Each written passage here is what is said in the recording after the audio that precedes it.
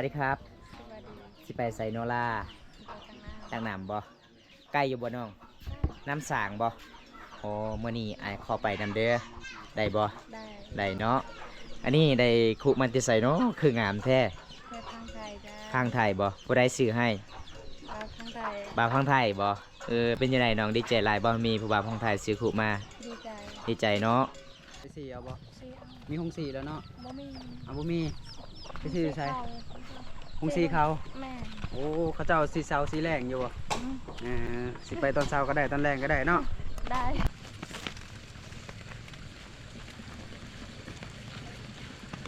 ปลาสิฮอดน้ำเลยบ่น้องอ๋อเส้นทางคักเลยเนาะสะพานเจ้าเนาะ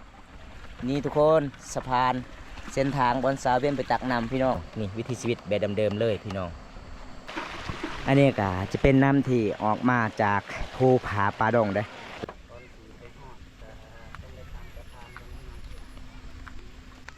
ปลาบนนักบนสาวเวียนเบิ่งพี่น้องเส้นทางสาวเวียนกลับเป็นสันเป็นโนนเลยครับผมแดดสบายตอนแรงเสือยาไม่ได้ฮ้อนม่วนแห้งเสือแห้งม่วนอ๋อนี่นั่นบ่แต่มืดฮอนแห้งกินน้ำก็บ่ได้เจ็บท้องน้ำฮอนอ๋อเวลาออกให้ก็กินน้ำแบบธรรมดาเลยบ่ธรรมดาปะอยู่ไห้กะฮ้อนกินบ่ได้บ่อิ่มเลยกินแล้วเจ็บท้องอีกเจ็บท้องกินน้ำเย็นสบายเห็นแม่มือบันไดแม่เพราะว่าแต่น้องเกิดมาบ่เคยได้กินเลยบ่น้ำเย็นกินของเขากินอยู่เฮือนหมู่เวลาไปเล่นเฮือนหมู่ต้องกินน้ำเย็นบัดหมู่มาเฮือนเฮาเด้กินน้ำร้อนกินน้ำร้อนและเงินเขามีเตาฮะแม่นมักเตาอะอร่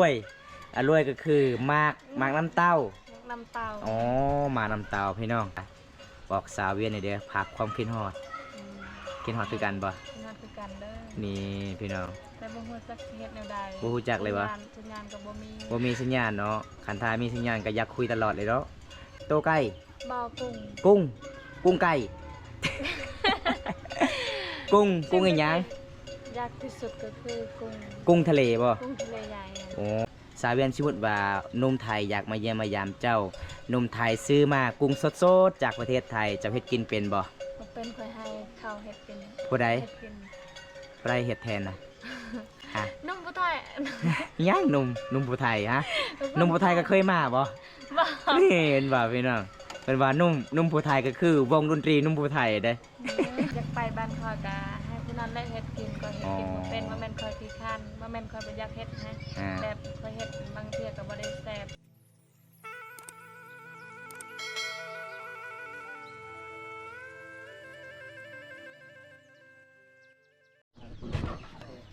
สวัสดีครับสวัสดีสิไปไซโนล่าตังน้ำบ่ใกล้อยู่บ่น้องน้ำสางบ่โอ้มื้อนี้ไอ้ขอไปนำเด้อได้บ่ได้เนาะอันนี้ได้คุมันติไสเนาะคืองามแท้เพื่อทางไทยจ้าข้างไทยบ่ผู้ใดซื้อให้ทางไทยบ่าวข้างไทยบ่เป็นยังไงน้องดีใจหลายบ่มีผู้บ่าวข้างไทยซื้อคุมาดีใจเนาะนี่เฮาก็ได้ตักน้ำเลยเนาะบรรยากาศยามมื้อแลงสาวลาวเผามังกรไปตักน้ำทุกคนจะได้ก็ไปติดตามของโซนเหมือนกันเลยพี่น้องเขาซื้อให้โอ้ใครซื้อให้ทางไทยเนาะมันเป็นปลาบุญตรบ่ตลกผู้ใหญ่จากฝั่งไทยบ่ซื้อให้จากฝั่งไทยเนาะอ้าวลามาตั้นไรลามาให้เจ้าคุเขาพักในบ้านบุญตาโอ้บ้านบุญตาคนบ้านใดเนาะคนบ้านคุณยายโอ้ตอนนี้เรามาเลยบ่เรามีเมียแล้วบ่เอาเรียนเรามีเมียแล้วมีแล้วมีเมียจักคนเดียวคอยเห็นบ้านบุญตาบ้านปุญญางเอาเมีย2เลยได้มันไกลบ่น้องจากบ้านน้องจากเรือนน้องน่ะโอ้ถึงงานเฮาเข้าไปนำเด้อไปได้เนาะไปบ่สาวเวียนเจ้าท่าก็แป้งบ่บ้าข่าวใส่บ่ได้ท่าเลยบ่หลังจากอาบน้ำแล้วก็มีแต่นุ่งเสื้อนุ่งส่งโอ้ทาสติกโอ้ตอนแรกเวลาอยากไปเล่นโทรศัพท์นี่ต้องทากระแป้งโอ้พี่น้องบ่น้องอีพ่อไอแม่จะบ่ให้บ่เวลาเฮามาเยี่ยมมายามเจ้านี่เฮาอยู่เฮือนอยู่ศาลเจ้าตลอดเลยบ่ได้ให้บ่ให้บ่ให้แม่ดีใจบ่มีแขกมาเยี่ยมมายามตลอดเนาะแต่แม่ ม่คอยฮู้ภาษาลาว อ๋อ ถ้าแม่คอยบ่ได้เว้าหยัง อ๋อ เราคอยแค่นี้ โดยไอพ่อกับเจ้าไอพ่อเจ้าก็ฮู้จักอยู่เนาะภาษาลาวเนาะส่วนไอแม่บ่ฮู้หยังเลย ฮู้หยังเลย อ๋อ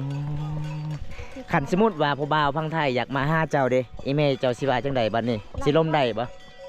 ฮะ เราเว้าภาษาลาวเพิ่น แล้วเว้าภาษาลาวซึ่ง เรียน เว้าภาษาลาวถึงบ่ แม่ อ้าวคันไทยแม่จะเว้าภาษาลาวถึงนี่ผู้บ่าวพังไทยสิเข้าใจอยู่บ่ย่านผู้บ่าวพังไทยว่าไอแม่ซอยเวียนให้ข่อยแล้ว ได้ อ๋อเพราะว่าผู้บ่าวพังไทยอยากขอจีบเจ้าเด้อได้บ่ไอแม่ให้บ่บ่ฮู้นำไอแม่ต้องขอนำไอแม่นำไอพ่อ ยังบ่ได้บอกแม่ อ๋อ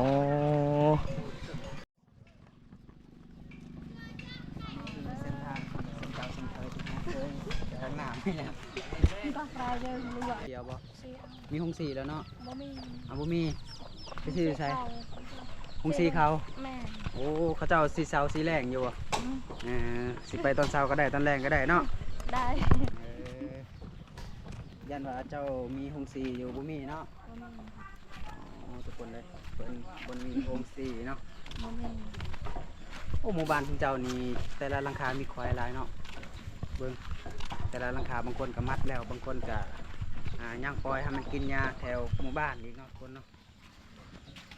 ดีใจบ่ที่มีคุตั้งน้ำแล้วบัดนี้ ดีใจ เพราะว่าเขามาสุดก่อนได้เห็นแต่กระตุกเนาะที่เอาไปตักน้ำเนาะ แม่กระตุกเขาเอาไปให้แล้ว กระตุกนะเขาเอาไปให้หมดแล้ว อืม มีเลือดที่คุบัดนี้ ดีทุกคน โอ้เนาะ โอ้ย อ้าว หัวยังเนาะสาเวียนเห็นผู้บ่าวล่อบ่ ผู้บ่าวสิลม ผู้บ่าวผู้ใดเนาะสิลม บ่าวบุญตา โอ้บ่าวบุญตาเท่าเลยเนาะก็เลยยังบ่ได้เนาะมีแต่ลมจากลม นี่พี่น้องอัปเดตวิถีชีวิตสาวเป็นคนสวยสาวลาวพามากล้องบรรยากาศยังแรงและการสิพาทีมงานเฮา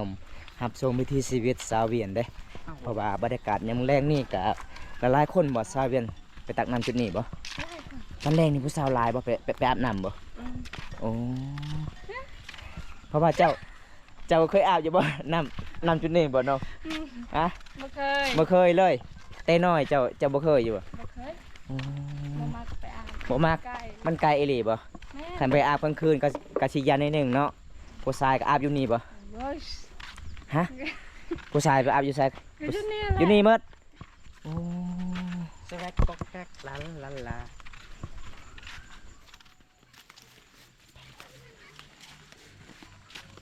เอาแม่ผมขึ้นเหยียบเลย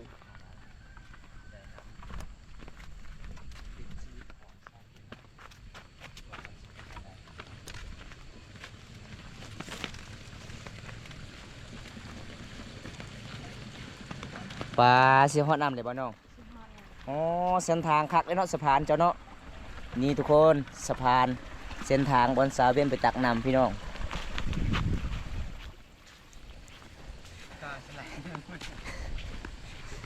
อ้าวคือคนมาอยู่นั่นผู้สาวบ่อาบน้ำบ่ เมื่อเขา เมียเข้าเฮาเข้าได้บ่เมียเข้าบ่ เข้าได้ เข้าได้อยู่บ่ปลาทุกคนบรรยากาศแนวแรงจุดนี้ก็เป็นจุดที่เขาเจ้ากะสีตักน้ำกินเด้และการน้ำอาบพี่น้อง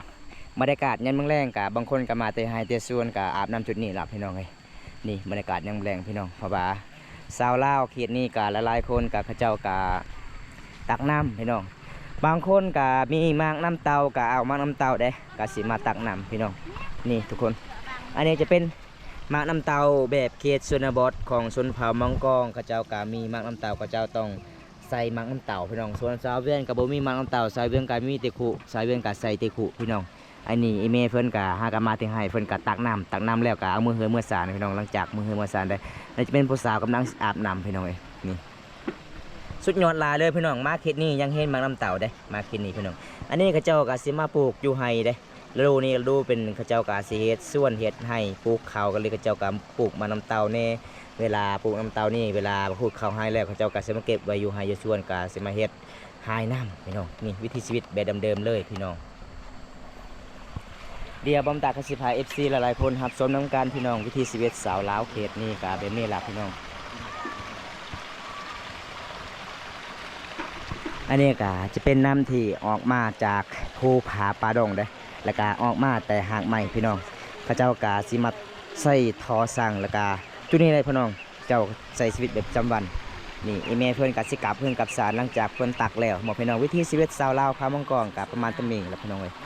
ได้ยาปวดได้ เพิ่นกับสิกลับเลยเห็นบ่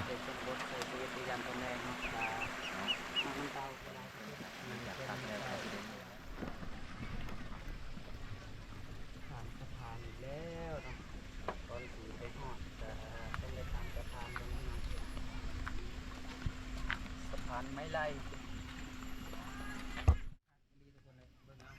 แต่ว่าเพื่อนน่ะสำนานแล้วก็เลยแบบสบายเนาะ บ่ได้นักบ่ซาวเวียนเบิ่งพี่น้องเส้นทางสาวเวียนกลับเป็นสันเป็นโนนเลยครับผมวิถีชีวิตสาวลาวหลายๆคนแบบนี้ได้เห็นบ่บรรยากาศยังแรงพี่น้องเป็นจะได้สาวเวียนมามื้อนี้ได้คุเป็นจะได้สบายอยู่บ่ครับสบายเนาะบ่คือมื้อนั้นเนาะมีแต่เจ้าอัพจับเอากิ่งเดียวเนาะมันตอนนี้แม่น้องกะสิฮอดบ้านแล้วครับผมนี่ทุกคนบรรยากาศยามแรงๆในเขตชนบทหมู่บ้านของสาวอาเวียนเห็นบ่เขาเจ้ากะสิมาเลี้ยงควายแบบนี้เลยพี่น้องอยู่กลางบ้านเลยเด้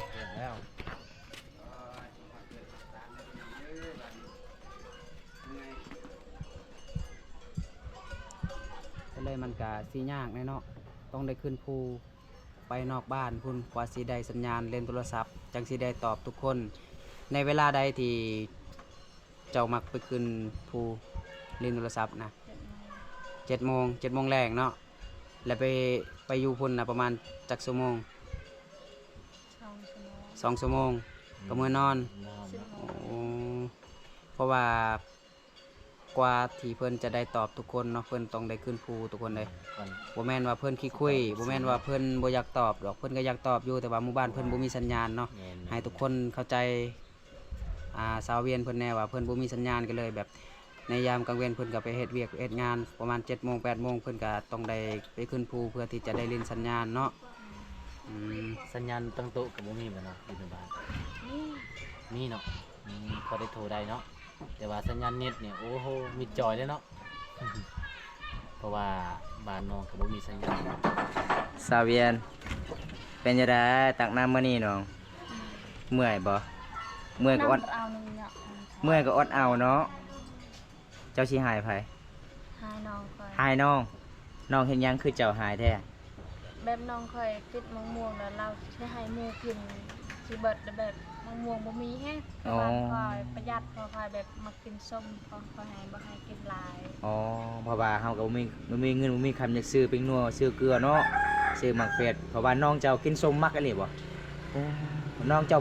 ผู้ชายบ่น้องผู้ชายอ๋อตอนนี้เราก็ไปอีก เราก็ไปอีก อ๋อ ไปมันของเรา พี่ ไป น้องเจ้าก็มักคือกันบ่กินส้มกินเมีย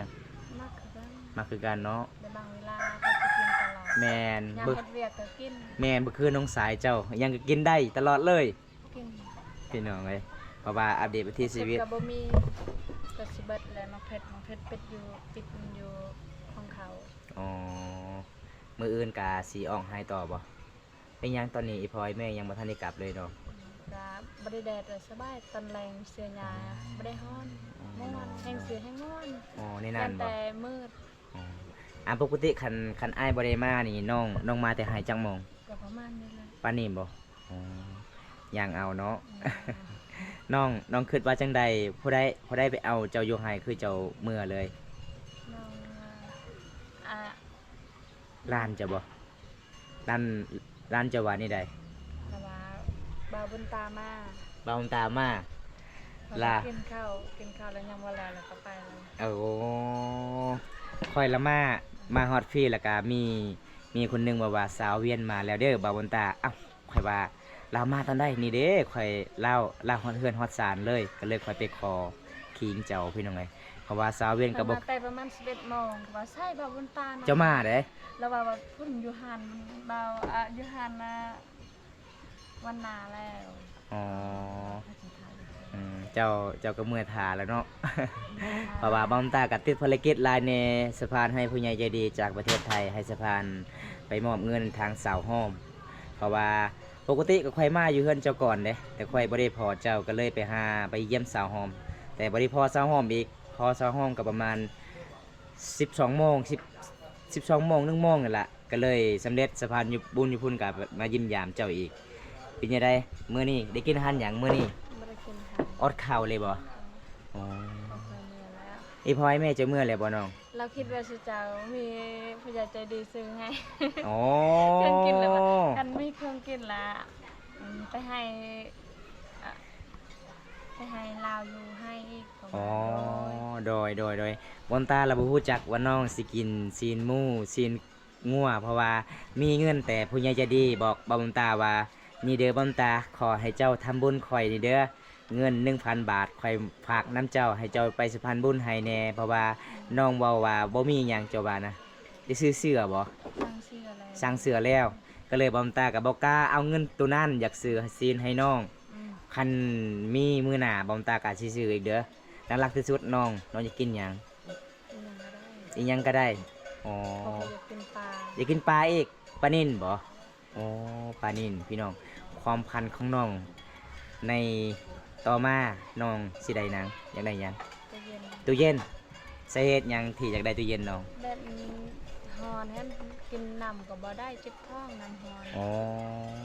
เวลาอ่องให้กะกินน้ำแบบธรรมดาเลยบ่ ธรรมดา อ๋อ ปะอยู่ให้ก็ฮอนกินบ่ได้บ่อิ่มเลย อ๋อกินแล้วเจ็บท้องอีก เจ็บท้อง กินน้ำเย็นสบายกัน แม่ บ่ได้เมื่อยบันได แม่เพราะว่าแต่น้องเกิดมาบ่เคยได้กินเลยบ่น้ำเย็น กิน กิน ของเขา กินอยู่เฮือนหมู่เวลาไปเล่นเฮือนหมู่ต้องกินน้ำเย็นบัดหมู่มาเฮือนเฮาเด้กินน้ำร้อน กินน้ำฮ้อนแบบเงินเขามีเตาฮะ แม่น มักเตา อืม ไม่ยังมีมักเต่าอะ อ่ะรวย อร่วยอร่วยก็คือมากน้ำเต้า น้ำเตา อ๋อหมาน้ำเต้าพี่น้องอันสาว เงินข่อยบ่มี อ๋ออันสาวเวียนมีผู้ใหญ่จากประเทศอเมริกาเพิ่นว่าบอกสาวเวียนให้เด้อพักความคิดฮอด อืม คิดฮอดคือกันบ่ เป็นงานคือกันเด้อ นี่พี่น้อง แต่บ่ฮู้จักสิเฮ็ดแนวใด บ่ฮู้จักเลยวะ สัญญาณก็บ่มี บ่มีสัญญาณเนาะคันทามีสัญญาณก็อยากคุยตลอดเลยเนาะเพราะว่าบุมานเฮาก็อยากไปเล่นสัญญาณก็ใกล้ที่เฮือนเจ้าบ่น้อง กัน ใกล้ที่สุดเลยเนาะโอ้ยเป็นไตต้นสาวลาวเขตนี่บ่มีสัญญาณพี่น้องปกติสาวเขตหมู่บ้านน้องกันหลายๆคนก็บ่ค่อยคุยเนาะมาเยี่ยมมายามกับมวลหลายพี่น้องนี่ล่ะพี่น้องอันนี้ก็จะเป็นสาวเวียนเด้อครับบ่แม่นสาวใจเด้อสาวเวียนสาวเผามังกรสาวใจก็คือสาวเผาตรีพี่น้องเอ้ยอัปเดตไปที่ชีวิตหลังจากเฮาตักน้ำบรรยากาศยามแลงๆมื้อนี้ก็นั่งเล่นมื้อละพี่น้องเพราะว่าบอมตากะสิกลับเพิ่นกลับศาลล่ะพี่น้องเอ้ยเดินทางมาหลายกิโลเนาะน้องเนาะเพื่ออยากมาหาน้องก็บ่แม่นง่ายติดต่อก็บ่ได้มื้อเช้านี่โทรหาก็บ่ติด อ้าวก็มีแต่สัญญาณโทรได้อยู่เงิน มีบ่ มีอยู่ให้ได้ ก็เลยค่อยโทรเจ้าบ่ติดเด้